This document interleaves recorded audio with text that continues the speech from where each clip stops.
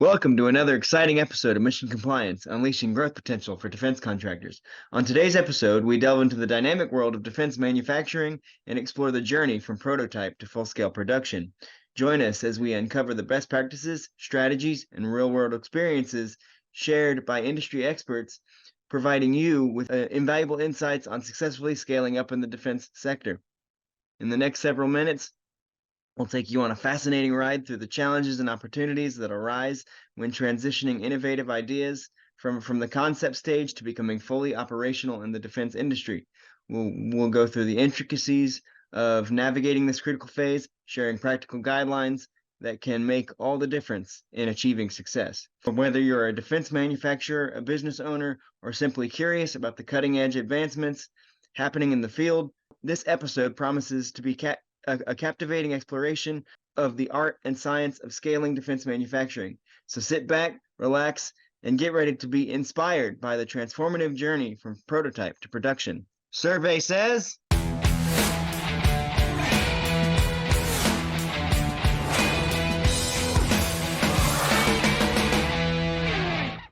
We're joined once again today by Mike Frieder, President of On-Call Compliance Solutions and a CMMC certified assessor. Thanks for joining us, Mike.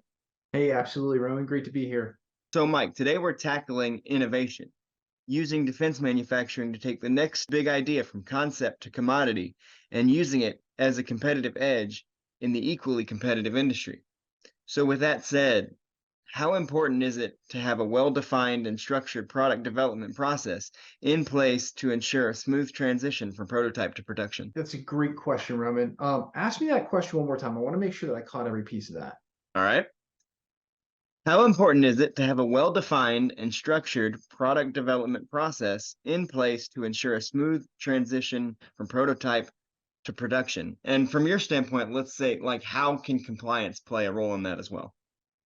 Yeah, so I think that's a great question. One thing to keep in mind is that NIST SP 800-171 has some provisions that allow for these things called enduring exceptions. And enduring exceptions are a really hot topic because enduring exceptions allow an organization to basically say, hey, look, for whatever reason, this can't be made to be compliant. Here's my best effort or how I'm mitigating the risk created by this not being able to be compliant. And nowhere is that really more relevant than the than the situation when it comes to when it comes to creating things, right? So laboratory environments, testing environments, other scenarios where there's just a variable procedure that essentially you're testing things, right? And sometimes in a testing environment, you have to be able to operate without the confines of security and known heuristics on threats. So very interesting, again, if you can create your products and services in that secure environment, that's great. If you can't, then to make a long story short, I think that you ultimately have to create some sort of a secured or air-gapped sandbox where we can say, hey, look, this is a laboratory testing environment, this is a creation environment, and we can't be constrained by these compliance standards to create what our experimental new end product is going to be. And so we're going to do it over here in this air-gapped environment. And then, when it's something that is a finished product and can be resecured, then at that point, that can be joined to the sort of regular environment, facility, network, what have you. So definitely plays a huge role. And I think it's really important because there's a lot of people that we've met who are really banging their head against the wall trying to figure out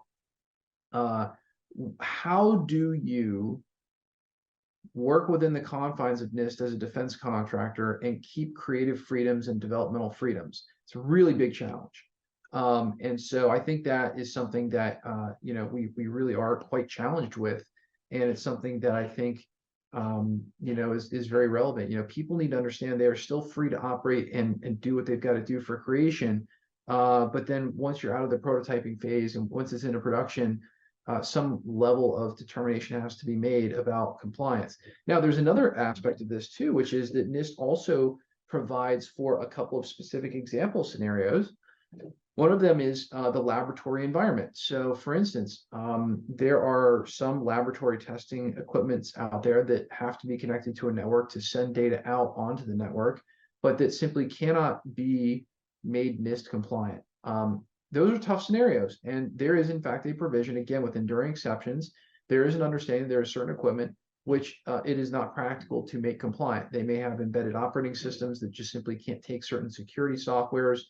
They may be laboratory equipment that is old and just doesn't have up-to-date Windows operating systems. For instance, there's a lot of measurement equipment out there, especially manufacturing. There's a lot of older equipment that's out there that sort of meets these guidelines. So, I think it needs to be understood that NIST is an attempt to fully secure an environment, and I think it does a good job. But as with all rules, there are exceptions to those rules.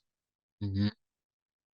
Yeah, absolutely, absolutely. That's a good perspective on how compliance plays into the whole manufacturing and prototype process. Speaking of freedoms, sometimes the best way to advance your manufacturing practices is to collaborate and take advantage of additional assets in the process. So what role does collaboration play in successfully scaling defense manufacturing, and how can partnerships with other companies or organizations be leveraged? It's a great question. Defense is a very, very unique industry, unlike a lot of other private industries. There's way more teaming that goes on. There's actually a term for government contracting called teaming or teamwork. And basically, teaming is when one company will go out and win a contract as a prime, knowing that they will be enlisting the help of other companies, either as subcontractors or as partners in the contract. And I think collaboration is key. Now, when it comes to compliance, it gets a little bit messy because everybody needs to be compliant, but there are ways around that. As a matter of fact, one of the things that they teach you in CMMC certification training is that oftentimes, and it is probably looked at as a fairly normal thing, you may have a very large client or a large prime contractor with secured systems that then needs to extend those systems to subcontractors who are not compliant. We always recommend to our clients that they send out computers and other things that are their property to subcontractors who are not compliant, so that subcontractor can then be authorized to work within their secure and compliant system. It is much different than the private sector. You'd probably never find two private companies sending each other laptops to work on projects. They would just simply give them access to whatever system has that data. It's not really that huge of a deal. You know who the people are, et cetera. But when you get bigger and when you get into defense, this is a much more common thing. So I think it's another thing for smaller defense contractors to understand that it is not unusual that you may have to sort of give your subcontractors a helping hand in terms of upholding compliance and information security, and that needs to be factored into the cost of delivery. So look, if you've got to ship out 20 laptops to get a project done for engineering, and the engineers are not within your company, but you're the one that's responsible for being compliant, you need to factor that cost in. It's a pretty serious cost. So yeah, great question. Absolutely, absolutely. As we've mentioned before on this podcast, one of the most important attributes a defense contractor can possess is agility and flexibility, the ability to adapt and change as needed in this fast-paced industry. How do you maintain flexibility and adaptability during the scaling process, especially considering the rapidly evolving technology landscape in the defense sector? That's a good question. I want to hear that question one more time just to make sure that I really take it in and give a thoughtful answer there. All right. How do you maintain flexibility and adaptability during the scaling process, especially considering the rapidly evolving technological landscape in the defense sector? Yeah, it's a really excellent question. I think there's a couple of different ways to handle this. Number one is the first thing that should be done is, if, and again, this is, so what this speaks to is this speaks to companies who are creating things, not maybe fulfilling things or like an HR company or something like that. So if you're in manufacturing or lab testing, or or you're a research company, or maybe you have a research arm of your company that does things like this. I personally think that every company needs the freedom to operate the way it needs to operate. Oftentimes, what we are doing is we are helping clients to set up a secure enclave. Sometimes we call it an SDE or secure data enclave, which is a subsection of the network that is secured to NIST standards, and that's where the CUI is going to be held. Then you have, let's say, another network or another VLAN or subnetwork or whatever it makes sense for segmentation. And a lot of times what will happen is that other network will wind up being isolated or air gapped, or at least certainly the CUI is air gapped away from it, so that you can develop without CUI. And you can always bring in test data or test whatever parts, etc. But that way CUI is not interfacing during that evolution process with your product or service. I think that might be something really good for our audience to hear, which is, if you're in development, the ideal scenario is don't use live defense data, during your development process. Let's use sample data or sample, whatever it is, parts, whatever, wherever possible, to just limit the exposure of CUI into, non-secured environments for sure.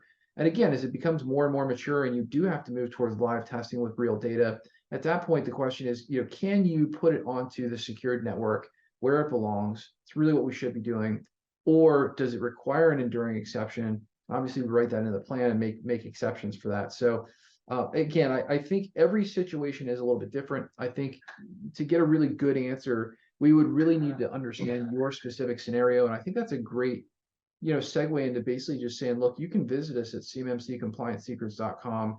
You can self-schedule time with one of our experts for free. It doesn't cost you a penny to do. And I think we vet these kinds of scenarios all day long. And I'm an advocate for giving answers where I know how to give them. And I think that in this particular scenario, it really is very specific to the client. So there's kind of a generic answer, but again, if you've got that specific scenario, you're concerned about it, I would really encourage you to reach out, talk with one of our certified experts. It doesn't cost you anything to do. There's no obligation or anything. And I think it would probably get you much closer to an accurate answer there. But hey, enduring exceptions are a thing. The challenge with enduring exceptions is that an assessor can call your enduring exception into question. They can say, I'm not going to allow that. And the real challenge is that, if you're in like a gray area, you're not quite a lab testing environment, there's not really a good reason for it to be air gapped, it's just old. They're going to look at you and go, well, why haven't you fixed this yet? And you're going to have to come up with a really good answer. And if your contract's got a bunch of profit in it, there's no good answer, right? They're going to look at things like that. So I just want to caution you guys. But yeah, great question. Hopefully I answered all of it. Absolutely. I mean, I think you provided a very valuable answer. This is a very valuable topic in general. And listen, on this podcast, we try to have a lot of fun, but sometimes these compliance topics and these topics can be a bit dry. So we like to finish off the podcast with what I think has become one of our favorite parts, and that's to ask a silly question that is in some way and maybe not really at all related to the topic that we've talked about. Like we said on a previous episode, the questions may be silly, but that doesn't mean they're irrelevant.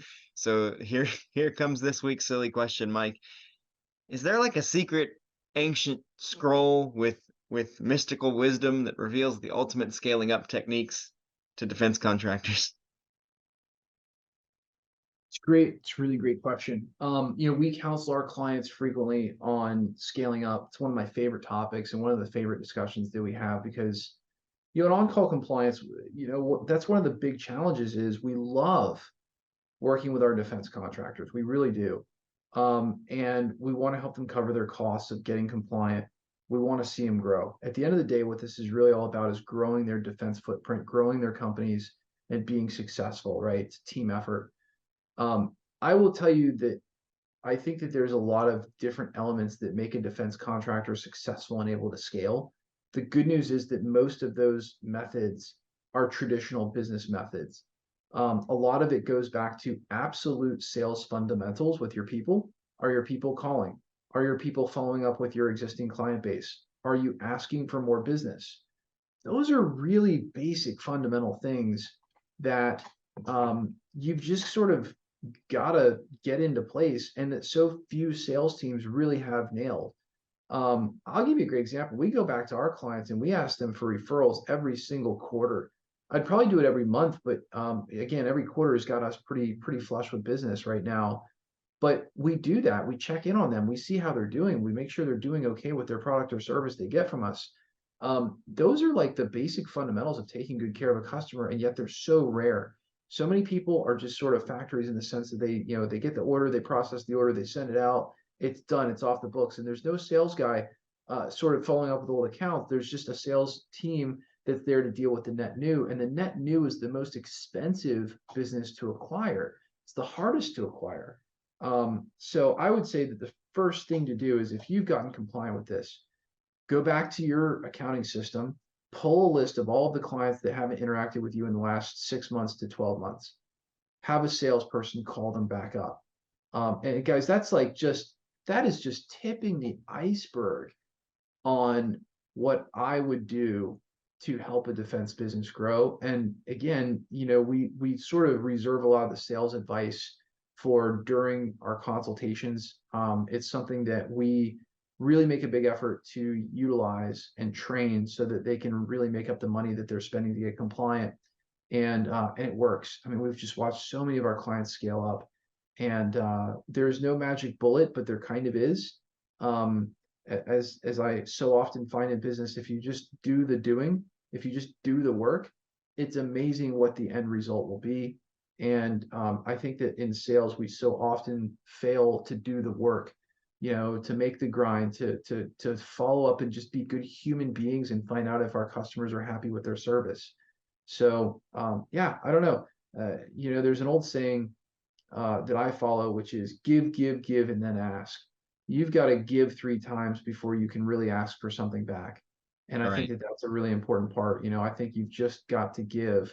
And part of that giving means follow up with the client, make sure that they're continuing to be happy, but then ask, hey, do you have any more work you could send my way? Is there anything else I can do for you, et cetera?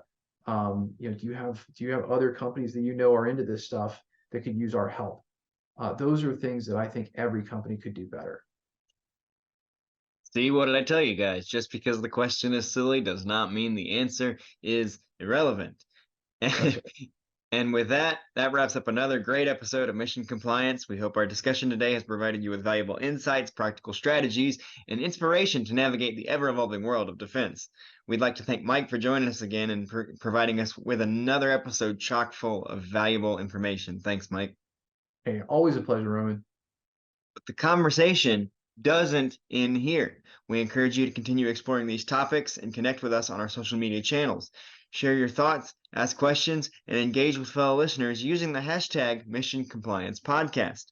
If you haven't already, don't forget to hit that subscribe button on your favorite podcast platform to be the first to know when new episodes like this one are released. And we truly appreciate it if you could take a moment to rate and review the show. Your feedback helps us continue to bring you thought-provoking episodes and high-quality content. Join us again on the next episode of Mission Compliance as we delve further into the dynamic world of defense, security, and industry innovation. Until then, take care, stay informed, and make compliance your mission. See you next time.